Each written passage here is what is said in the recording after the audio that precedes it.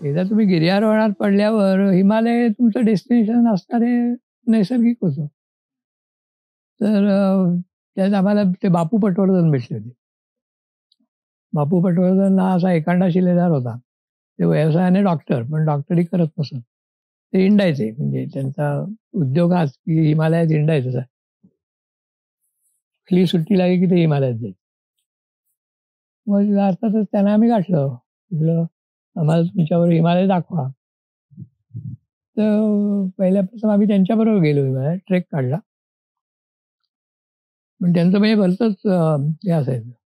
त्यात माझी सगळी जी काय अंगावरचं मांस होतं ते जळून गेलं. सकाळी उठल्यावर चालायला लागायचं. आणखीन दुपारी फक्त खिचडी खायची. बाकी काही खायचं नाही. असं सगळं ते आमचा तो पहिला ट्रेक मस्त झाला. पण अंगावरचं मांस जळून गेलं सगळं. मग तेव्हा तुम्ही असं विशेष करून निसर्गाचं निरीक्षण केलं का? हिमालयातला निसर्ग काही वेगळा आहे? नाही, त्यावेळेला अर्थातच मला पक्ष्यांची ओळख झालेली होती. त्यामुळे जाता जाता पक्षी पाहणं हे चालू असायचं. पण माझ्याबरोबर असं कोणी निसर्ग पाहणारं कोणी नव्हतं. त्यामुळे मी एकटाच आपला पक्षी बघत असतो एवढंच. बाकीचे सगळे माउंटेनिअरिंग कसं आहे, म्हणजे अमक्या वेळात अमक्या ठिकाणी भोज्याला जाऊन शिवायचं असं कोण असायचं त्यावेळेला.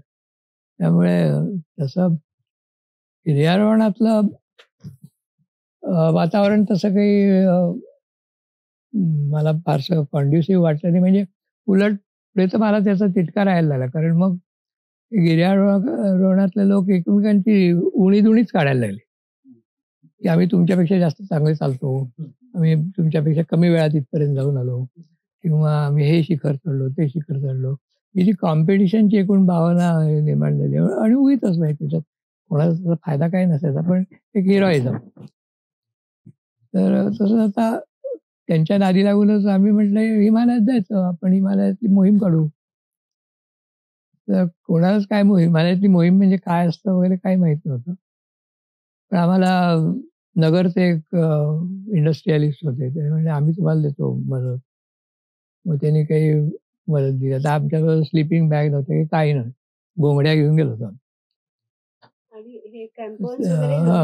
लोहाराकडनं ते क्रॅम्पॉन करून घेतले. बर्फावर चालायचं असं कोणीतरी सांगितलं होतं.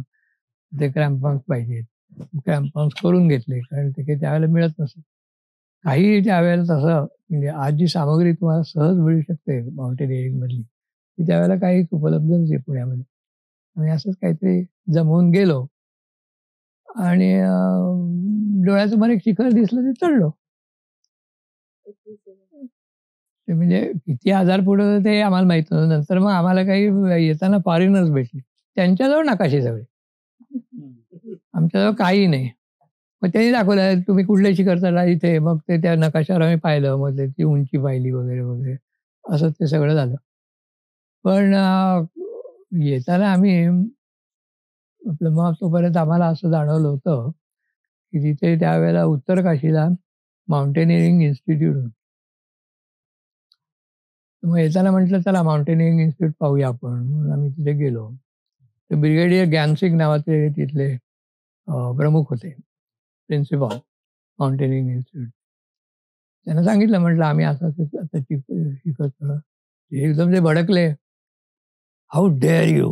म्हटलं आम्हाला काय झालंय कळेना, मला काही कल्पनाच नव्हती. तुम्हाला कोणी परवानगी दिली? आम्हाला काय माहित नव्हतं परवानगी लागते म्हणून. मी आपलं सहज ट्रेक करायला गेलो, समोर शिखर दिसलं ते चढलो आणि खाली आलो. तर हा सगळा त्यांना इन्सल्टिंग वाटलं, कारण ते शिकवायला बसले होते हे सगळं. आणि आम्ही सगळेच नवाईस लोक ते आपले शिखर चढून आलो म्हणतायत. ते सगळं त्याला फार रागवल्या. म्हणल्या कोणाला शिखर चढलंय ते सांगू नका. तुमची मोहीम हे नाहीये, लीगल मोहीम नाहीये वगैरे वगैरे. ठीक आहे, मी नाही सांगा.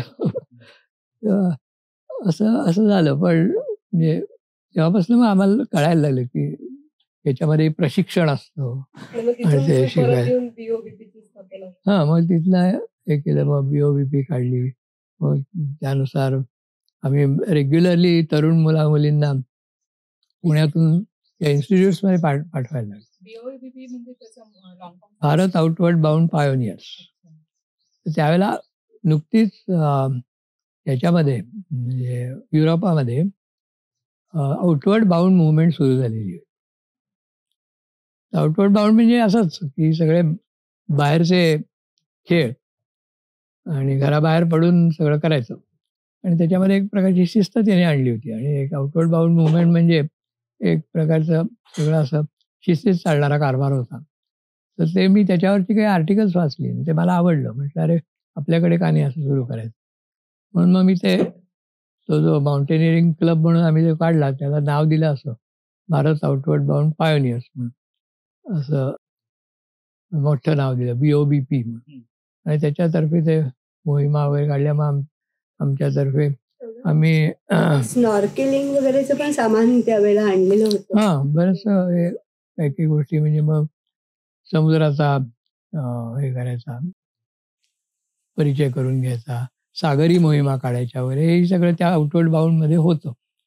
तर ते आमचं सगळं म्हणजे आमचा अजेंडा होता तो एक तसा. पण माउंटेनिअरिंग आम्ही करत होतो त्यामुळे पहिल्यांदा माउंटेनिअरिंगची मोहीम काढली आणि ती एका दृष्टीने यशस्वी झाली. जरी ती काही कोणी रेकॉग्नाइज नाही केली पण ती झाली तशी आम्हाला. नंतर आम्ही मग रेग्युलरली जशी आता आमची त्या उत्तर काशीच्या लोकांची ओळख झाली होती. पुण्याहून आम्ही रेग्युलरली मुलामुलींना या माउंटेनिअरिंग ट्रेनिंगसाठी पाठवायला लागलो. आता हे निनाद माटे वगैरे मॅडम स्वतःही जाऊन आल्या त्या ह्याच्यामध्ये.